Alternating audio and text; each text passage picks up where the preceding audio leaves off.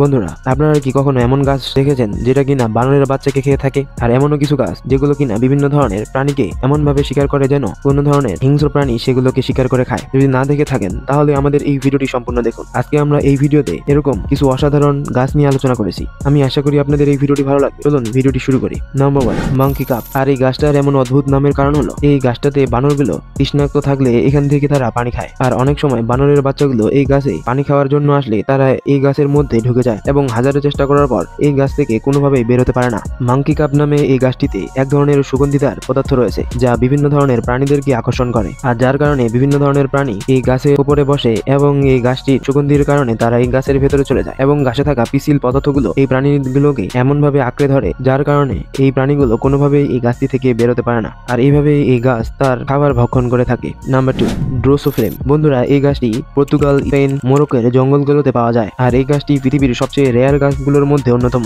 আর এই গাছটির একটি বিশেষ দিক হলো এই গাছটি তার পুরো বডি দিয়ে শিকার করে থাকে। বন্ধুরা, এই গাছটিকে দেখে যতটাই বেশি সুন্দর মনে হয় তার থেকেও বেশি ভয়ঙ্কর এই গাছে থাকা বিষ আর এর অবাক করা বৈশিষ্ট্য। এই গাছটির পুরো দেহে আঠালো লোমের মতো ছোট ছোট অংশ রয়েছে।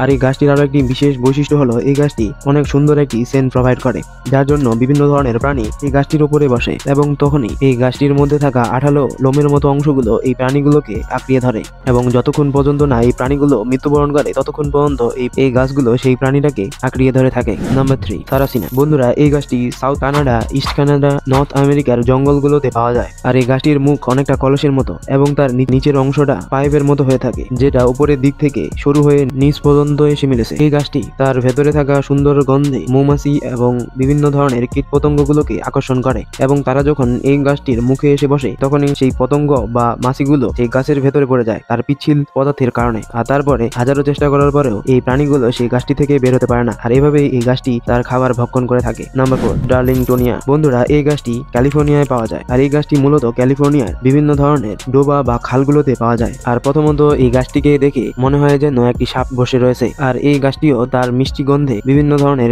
কীট পতঙ্গগুলোকে আকর্ষণ করে। আর যখন এই কীট পতঙ্গগুলো এই গাছটির মিষ্টি গন্ধকে স্মেল করতে করতে আসে তখন তারা বুঝতেই পারে না যে এই গন্ধটি কোথা থেকে আসছে। আর তার জন্য সেই সব প্রাণীগুলো সেই গাছে থাকা ছোট ছিদ্রের পথে প্রবেশ করে এবং কোনোভাবেই তারা এই গাছটি থেকে বেরোতে পারে না। কারণ এই গাছটির আরো একটি বিশেষ বৈশিষ্ট্য হলো এই গাছটিতে প্রায় হাজারো ছোট ছোট ছিদ্র রয়েছে যার ভেতর দিয়ে আলো প্রবেশ করে, কিন্তু কোনো ধরনের বাতাস প্রবেশ করে না। আসলে সেই ছিদ্রগুলো ট্রান্সপারেন্ট হয়ে থাকে। আর বিভিন্ন ধরনের কীট পতঙ্গগুলো সেই গাছে তো প্রবেশ করে কিন্তু সেখান থেকে বের হওয়ার জন্য কোনো ধরনের রাস্তা খুঁজে পায় না, কারণ তারা সব দিক থেকেই আলো দেখতে পায়। আর কোনটা যে সঠিক ছিদ্র সেটা তারা অনুমান করতে পারে না। আর এভাবেই তারা এই গাছে পুরোপুরি আটকে যায়। আর মূলত এই গাছটি এভাবেই তার শিকার করে থাকে। আশা করি আপনাদের এই ভিডিওটি ভালো লেগেছে। আর আমরা এই ধরনের ছোট ছোট ভিডিও নিয়ে আসি। আপনারা যদি চান তাহলে আমাদের এই চ্যানেলটিকে সাবস্ক্রাইব করে রাখতে পারেন। আর যারা ফেসবুক থেকে দেখতেছেন তারা অবশ্যই পেজটিকে ফলো করে রাখবেন।